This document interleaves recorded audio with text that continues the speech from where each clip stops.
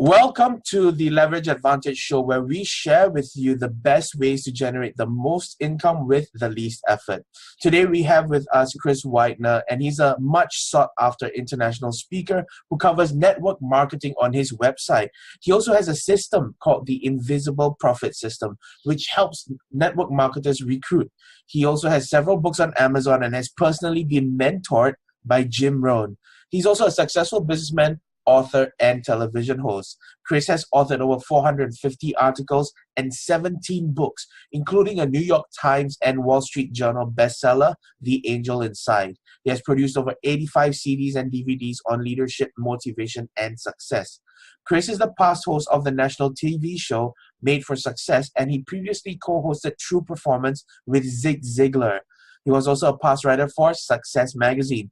With subscribers in over 100 countries, Chris Widener's newsletter is one of the most widely distributed newsletters on personal and professional development. Personal development legends such as Zig Ziglar, John Maxwell, Brian Tracy, Jim Rohn, and Dennis Waitley have lauded Chris's work, and many consider him the leader of a new generation of personal development experts. Thank you so much for taking time out of your busy schedule to speak to us today, Chris. How are you doing?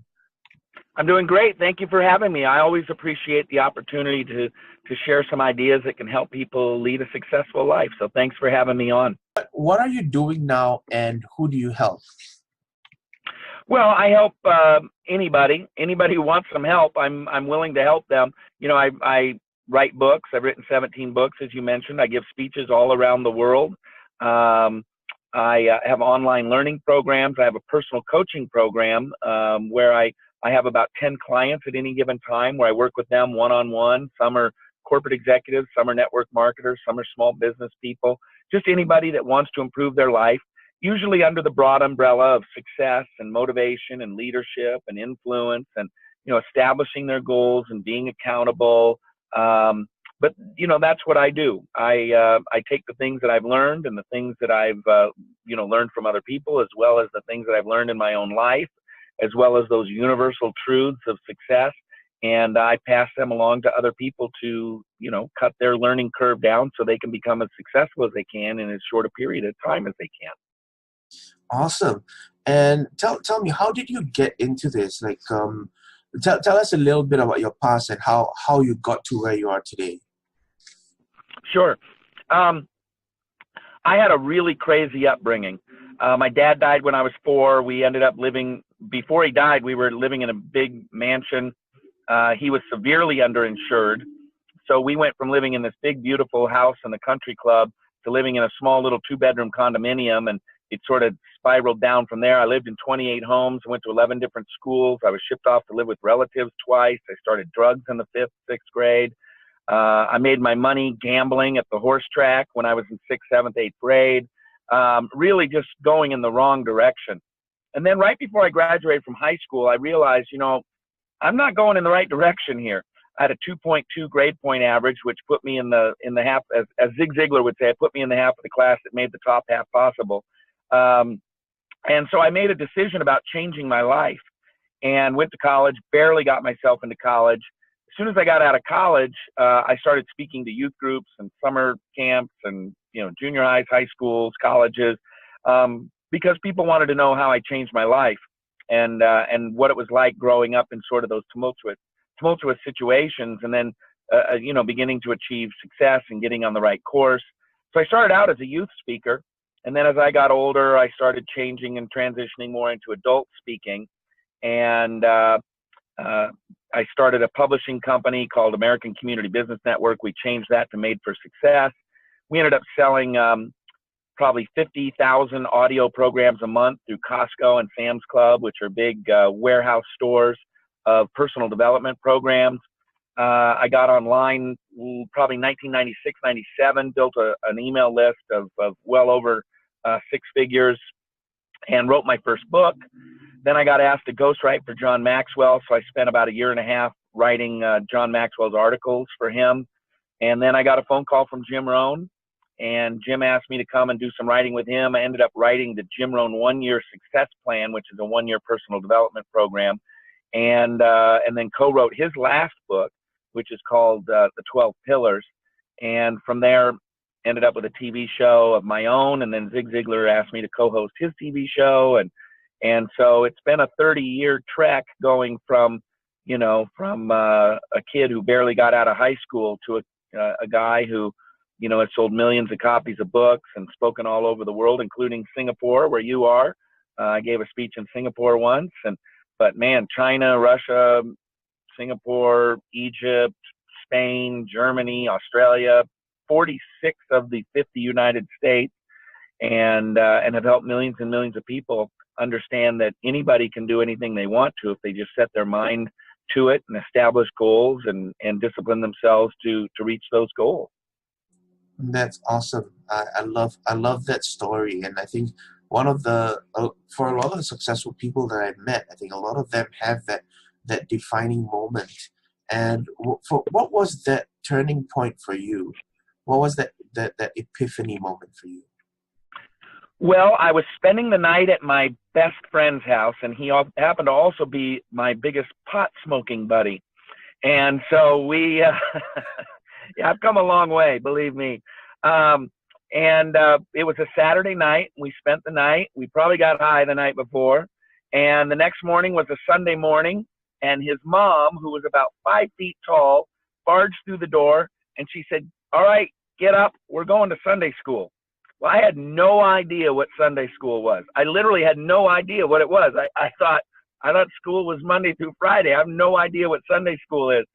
Well, apparently it's a place for teenagers to go on Sunday morning at a church. So I went. I've tried everything else. I'll try Sunday school. Well, the interesting thing about this little tiny church that they attended was they had a youth minister there, and I struck up a friendship with him. And he kind of took me under his wing. And so that was my first sort of mentor that I had. And it's why I'm such a big proponent of mentors and coaches. It's why I do my coaching program, to help other people. Because if you have somebody that can point you in the right direction and cut your learning curve down and those kinds of things, I ended up with a great mentor in my youth director at the church there. And then also in college, I had some professors that took me under their wing. And then out of college, I had some businessmen. My first business mentor was the CEO of Mars Candies, which is, Snickers and Starburst and M&Ms and, Milky Way, you name it. And he kind of took me under his wing. I had a couple of other very successful businessmen who took me under their wing and showed me, how to be successful, but also to have a great family life and to be happy and those kinds of things. And then of course in the speaking world, both Zig and Jim Rohn were great mentors to me, as well as Dennis Waitley, who's an amazing guy.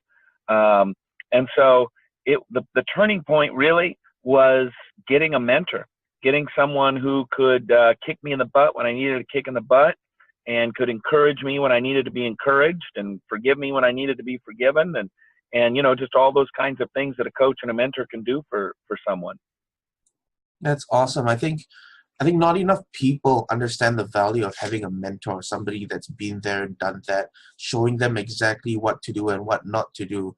And in my experience, I was struggling in business for well over a decade.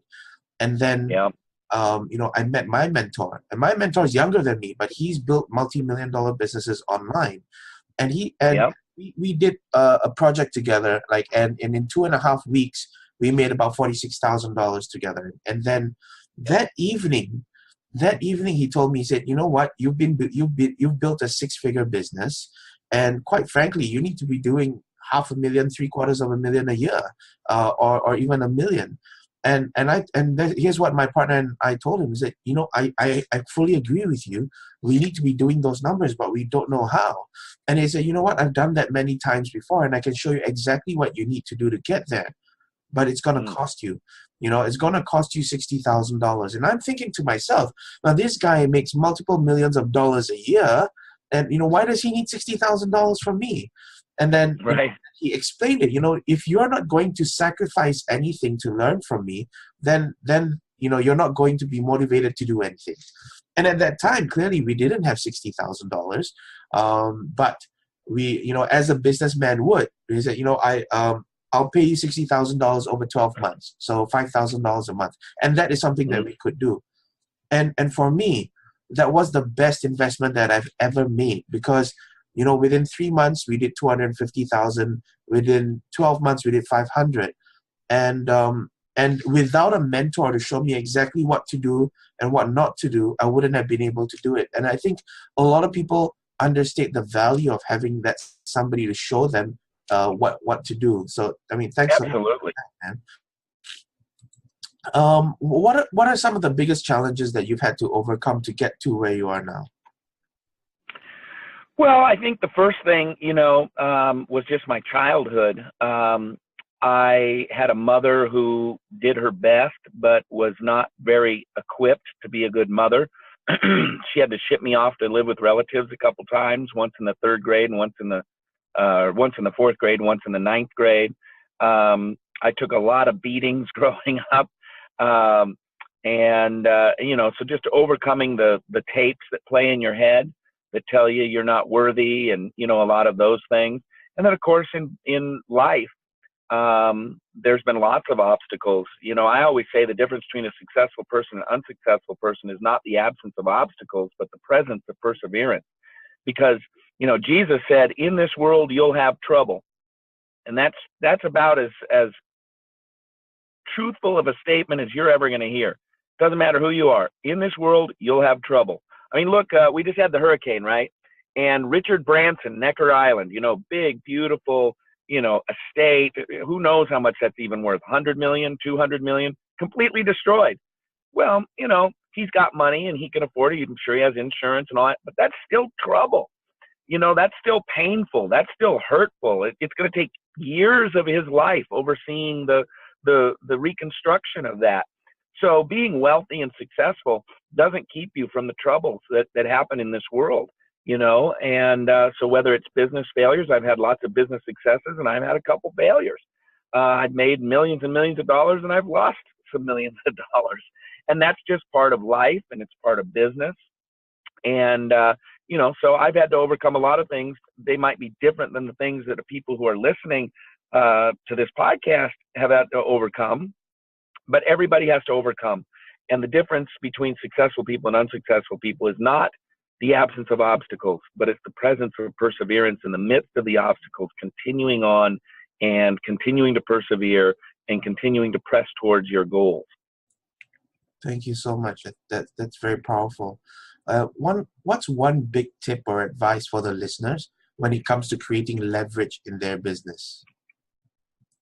Well, I think the biggest thing is understanding how you can have other people working on your behalf.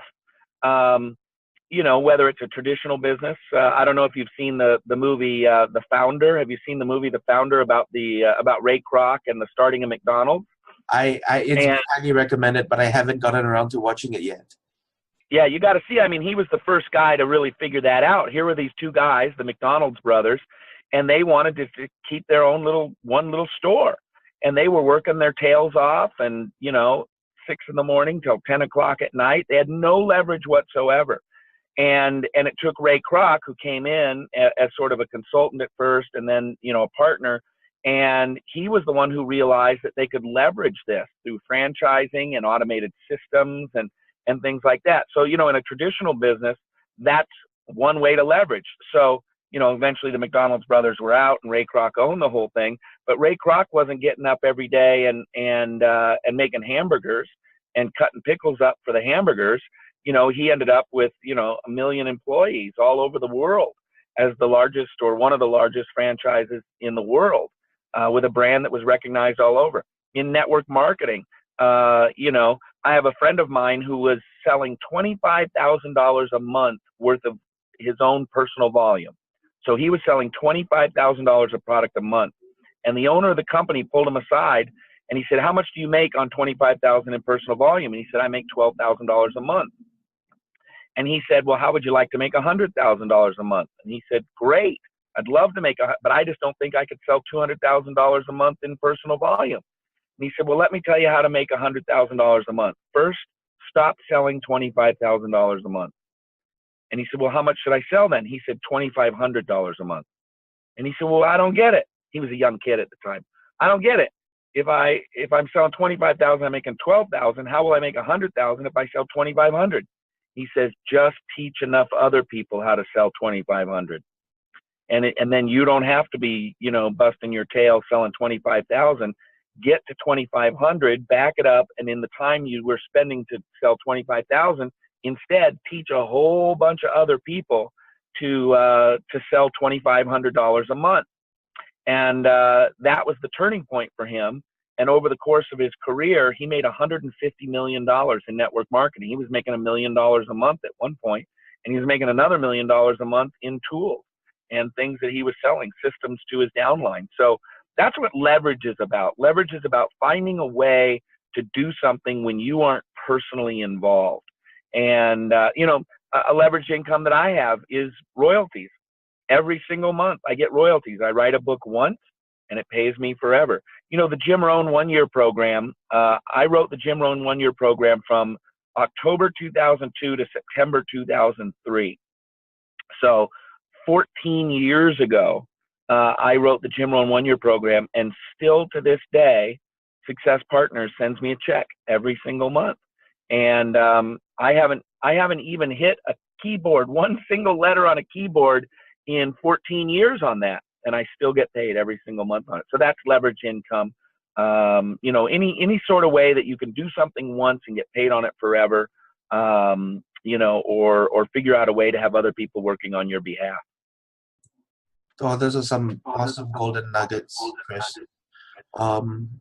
Here's a question for you. Like, if you could go back in time 10 years and tell your old self one thing, what would it be?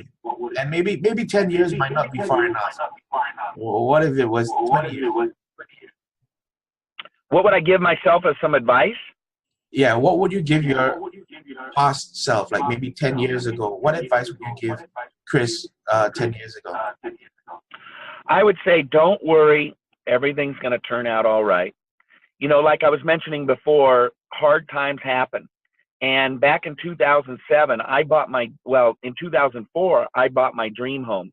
It was about 6,000 square feet. It had a swimming pool. It had a 700 square foot pool house.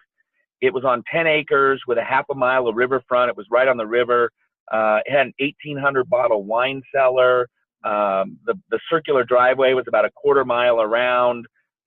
Beautiful, spectacular place. I'd driven by this house for 21 years.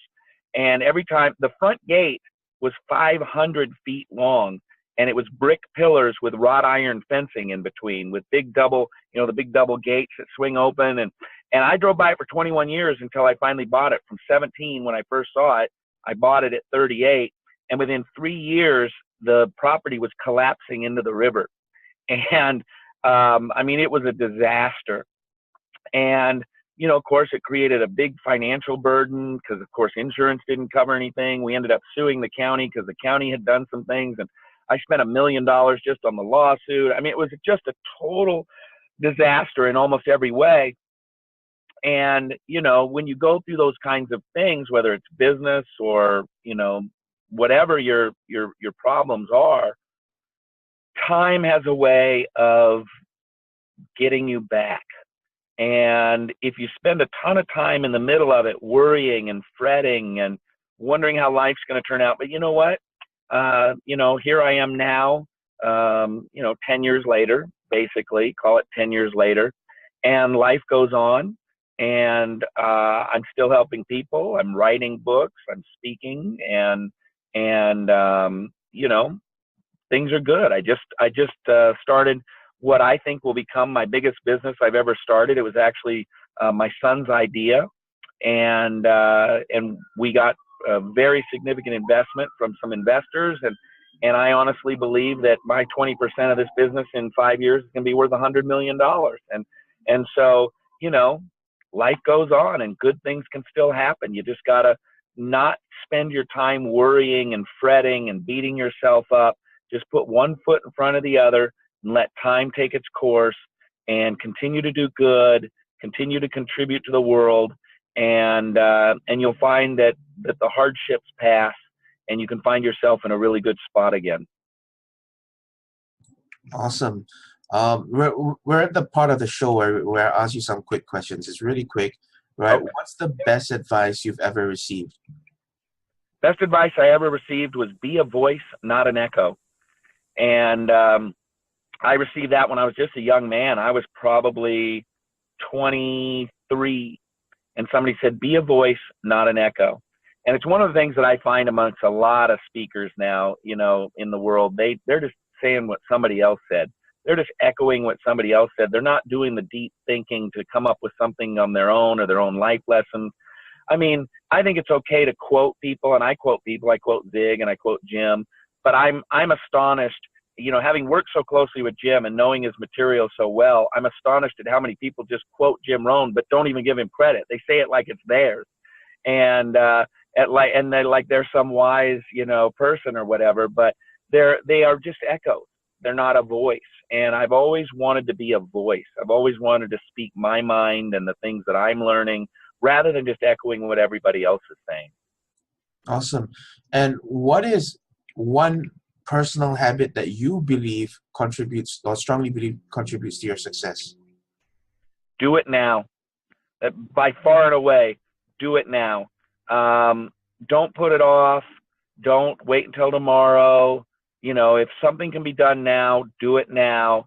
I mean, even if I have something scheduled for later on in the day and I'm ahead of schedule, I drag it down. I do it now. And I mean, oftentimes I'll end up with a whole afternoon free because I thought I was going to have a full day, and I just kept plowing away and getting it done and moving everything down. And by 1 o'clock in the afternoon, I'm done with everything I needed to do that day. Instead of just fiddling around and waiting for the next calendar appointment to come up, I just move everything down, and I, by far and away, do it now is the number one thing I do to stay successful. Awesome. And what book would you recommend as a must read? Oh, there's so many books. I mean, sort of depends on the topic. It really depends on the topic, but I'll give you a shot. If there was one that if there was one book that you feel would have the greatest impact on the audience, what would it be? All right, I'm going to give you 2 books. Okay. First of all, it's a shameless self-plug. It's my favorite book that I wrote. It's called The Angel Inside. You mentioned it. That book, I have more people email me, call me, and say, this book changed my life. It's the book I'm most proud of. It's the book that I think is my best book. So, get The Angel Inside, Michelangelo's Secrets for Following Your Passion and Finding the Work You Love. And then as far as other books, I would say a business book would be Influence, The Psychology of Persuasion by Robert Cialdini. I love that. Oh, that's an amazing book. I wrote a book called The Art of Influence, which is sort of a different sort of channel on the area of influence. But Influence is The Psychology of Persuasion, probably one of the best business books ever. I recommend that book a lot. I recommend the book called Repositioning by Jack Trout and Al Rise, which is sort of a personal branding book. Boy, there's so many books. I could go on and on and on. Tools of Titans is a new book. I don't know if you read Tools of Titans, but it's got like 100 different focuses on 100 different successful people. That's a great book to plow through. Anyway, you asked for one. There's 4. I get the bonus. I get three bonus books. 3 bonuses, yeah. Could you share a little bit about your invisible profit system? Like what is that about, and how does it help network marketers? Yeah, Invisible Profit System is a CD that is used as a recruiting tool. And so it basically, at the end of the CD, it says, if you're interested in creating a leveraged income, talk to the person who gave you this CD. So Invisible Profit System is about, there's 2 systems in the world. You have a wage system and a profit system, right? So you can choose, you can either be paid by somebody else or you can create profits and pay yourself. And most people go the wage system, and there's no wealth there. Of course, there's no risk there as well. So if people want to have wealth, they go into the profit system. And then you have traditional profit systems, which would be like opening a store or a restaurant or a dry cleaners. But those require a lot of capital. And so most people don't have $500,000 to open a Subway sandwich shop. And so they're stuck. And that's why they keep in the wage system. So then you have to ask yourself, well, is there a leverage system that doesn't cost much money? Well, yeah, maybe something like writing a book or becoming a songwriter, or something like that, where you can create leverage and like I get paid on my royalties. But if you can't write a book, or if you're not a skilled writer or whatever, well, maybe that's not an option. So is there what I call the invisible profit system, and that's network marketing. And that means that it's almost, your business is almost invisible. I mean, you don't have to store the products. You don't have to create the brochures. You don't have to do the accounting. You don't have to do the research and development. The business part is basically invisible. And about the only thing you have to do is tell people where to go look at it and sign up. And so it's, you know, if you owned a restaurant is not invisible. It's a big building, it's chairs and it's, you know, ovens and countertops and people and waiters and waitresses. Nothing invisible about that. And it costs a lot of money to get into. An invisible profit system is network marketing, where you can build a sales organization that can make you hundreds of thousands, even millions of dollars. And it basically doesn't even exist. It's invisible. Someone else does all of the work. And so it's invisible and it's profitable. You're in the profit side. And the system is whatever the system is of your particular network marketing company.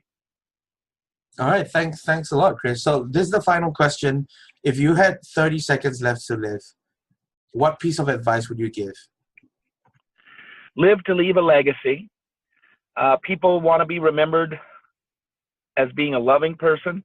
The only way to be remembered as a loving person is to love right now. People want to be remembered as a kind person. The only way to be remembered as a kind person is to be kind right now. People want to be remembered as a financially secure person who left an inheritance for those they love. The only way to do that is to make your money and save your money and invest your money and be wise with your money now. So whatever you want to be remembered for, whatever you want your legacy to be, spend your time today doing things that will add up to that when your life comes to an end. Jim Rohn and I said in our book, 12 Pillars, it's not how long you live, but how well you live. And so some people get 10 years, some people get 75 years. It doesn't matter how long. What matters is how well you live. I love that. Thank you so much, Chris. If people are interested in finding more about you, how can you be reached? Where should they go? Sure. They can go to chriswidener.com. That's CHRISWIDENER.com. If they're interested in my personal coaching program, where I walk through 1 year with them, just me and them on the phone or Skype if they're international, or Zoom, they can reach me. They can send me an email, chris@chriswidener.com. That comes to me, and we can set up a time to talk. And if they'd like a mentor and a coach, like we talked about earlier, help them in their business and life, they can just shoot me an email, and we can set up a time to talk and see if we'd be a good fit for my 1 year coaching program, one-on-one personal coaching program. Awesome. Thank you so much, Chris, for taking time out of your busy day to chat with me and the audience. I would love to have a chat with you again. Thank you very much, and we will see you on the next show. Hey there, thanks so much for checking out this video. If you enjoyed it, check out the relevant video here, and don't forget to subscribe to us for more marketing tips, techniques, strategies that are working for us, or just more behind the scenes fun. See ya!